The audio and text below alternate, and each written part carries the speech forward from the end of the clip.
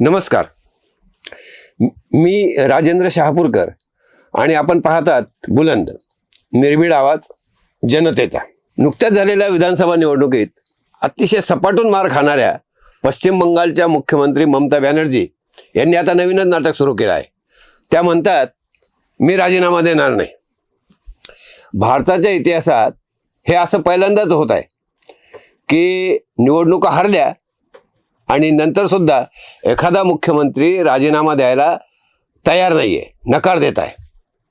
वास्तविक ज्यावेळी निवडणूक आयोग नवीन निवडणुकांची घोषणा करते तेव्हाच विद्यमान मुख्यमंत्री हे काळजीवाहक मुख्यमंत्री झालेले असतात.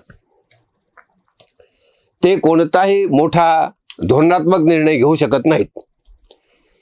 भारताचे संविधान आणि लोकशाहीचे हे एक वैशिष्ट्य आहे की इथे निवडणुका झाल्यानंतर मुख्यमंत्री स्वतः राज्यपालांकडे राजीनामा देतात. सत्तेचं हस्तांतरण इथं मोठ्या शालीनतेने आणि कोणताही वाद न होता आतापर्यंत होत आलेला आहे. निवडणुका हरणाऱ्या म्हणजे ही निवडणूक हरणाऱ्या ज्या ममता बॅनर्जी आहेत या एकट्या नाही आहेत. म्हणजे स्टॅलिन सुद्धा निवडणूक हरलाय. तिकडं केरळमध्ये सुद्धा विजयन निवडणूक हरले आहेत आणि त्यांनी आपला राजीनामा राज्यपालांकडे सुपूर्द केला आहे. विजयन यांना जेव्हा कळलं की आपल्याला बहुमत मिळत नाही तेव्हा त्यांनी त्यांच्या पदाचा राजीनामा दिला. आता ममता बॅनर्जी म्हणतात की मी राजीनामा देणार नाही. तर आता काय पर्याय याला? म्हणजे तसा तर उद्या म्हणजे 7 मेला 17व्या बंगाल विधानसभेचा कार्यकाळ संपत आलेला आहे. म्हणजे संपणार आहे तो पूर्ण. त्याआधी राज्यपालांकडे नवनियुक्त विधानसभा सदस्यांची यादी येईल. ही यादी गजेटमध्ये प्रकाशित होईल आणि विधानसभा भंग होऊन नवीन विधानसभा अस्तित्वात येईल. त्यानंतर राज्यपाल नवीन सरकार बनवण्यासाठी प्रक्रिया सुरू करेल. आता या दरम्यान भाजप विधायक दलांची बैठक घेऊन नेता निवडेल आणि हा नेता राज्यपालांकडे जाऊन सरकार बनविण्याचा दावा पेश करेल. राज्यात विधायक दलाच्या नेत्याच्या शपथविधीसाठी राज्यपाल त्यांना आमंत्रित करतील. शपथविधी होऊन नवीन सरकार काम सुरू करेल. भारतीय राज्यघटनेच्या कलम 164 नुसार मुख्यमंत्री हे राज्यपालांच्या इच्छेनुसार पदावर राहतात. म्हणजे अर्थात याला जोपर्यंत बहुमत आहे तोपर्यंत. बहुमत गमावल्यानंतर मुख्यमंत्रीपदी त्यांना राहता येत नाही. त्यामुळे मुख्यमंत्री राजीनामा देत नसले तरी नवीन विधानसभा स्थापन होते आणि नवीन मुख्यमंत्री शपथ घेणे यावर काहीही परिणाम होत नाही. म्हणजे संविधानिक तरतुदीनुसार 5 वर्षाचा कार्यकाळ पूर्ण झाल्यानंतर सरकार सत्तेवर राहूच शकत नाही. त्यांना त्या पदावर ठेवण्याची कोणतीही तरतूद संविधानामध्ये नाही. बहुतेक आपल्या संविधान निर्मात्याला हे माहीत असेल की भविष्यात एखादी ममता बॅनर्जी सारखी मूर्ख बाई किंवा मूर्ख नेते अशी परिस्थिती निर्माण करू शकतात. म्हणूनच त्यांनी अशा प्रकारची परिस्थिती निर्माण झाली तरी कधीही संवैधानिक संकट उद्भवू नये म्हणून योग्य ती काळजी घेतलेली आहे असे म्हणावे लागेल. भारताच्या इतिहासामध्ये सत्तेच्या हस्तांतरणाच्या प्रक्रियेत आजपर्यंत कधीही संविधानाचा भंग झालेला नाही. पण तरीही स्वतःला संविधानाचे पुरस्कर्ते आणि रक्षक म्हणून घेणारे सगळेच राजकीय पक्ष आणि त्यांचे नेते या घटनेबाबत मात्र शांत बसले असतील. म्हणजे का शांत बसले हे समजण्याच्या पलीकडे आहे.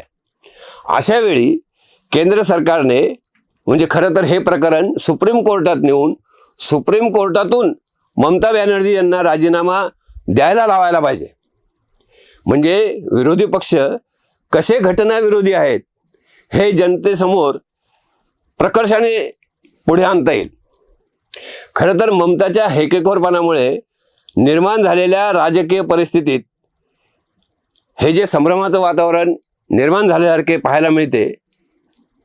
म्हणजे ममता बॅनर्जी यांच्या हुकुमशाही वृत्तीनुसार त्या अखंड तांडव करण्यात यात वाद नाही. राज्यातील वातावरण बिघडवण्याचा उद्योग त्या करतील हे सुद्धा समजू शकतं. राज्यातील वातावरण पेटविण्याचा उद्योग सुद्धा होईल. त्यातून बंगालला अराजकतेकडे नेण्याचा प्रयत्न होऊ शकेल. अर्थात याची जाणीव केंद्र सरकारला असणारच, यामध्ये संशय घेण्याचं काही कारण नाही.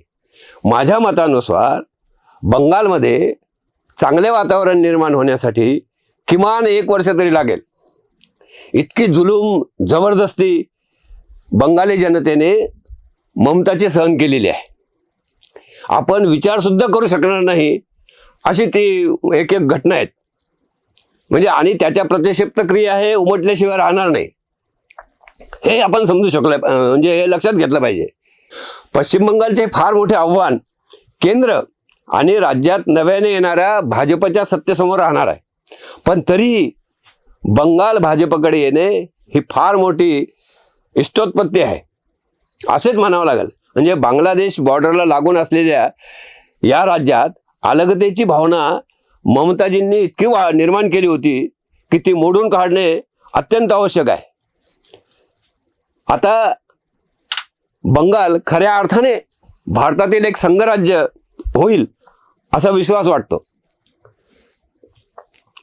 लोकशाही बळकट करण्यासाठी जनतेचा कौल आणि संविधानातील नियमाचे पालन करणे हे अत्यंत आवश्यक असते.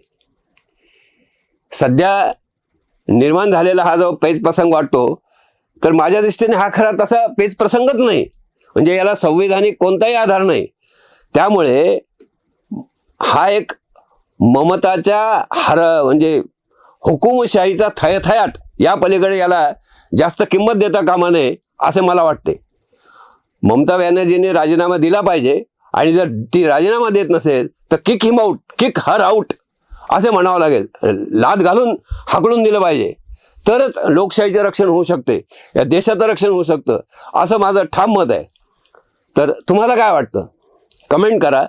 व्हिडिओ आवडला असेल तर लाईक करा, शेअर करा आणि आपल्या या चॅनलला सबस्क्राईब करा. आज इतकेच. पुन्हा भेटूया. धन्यवाद.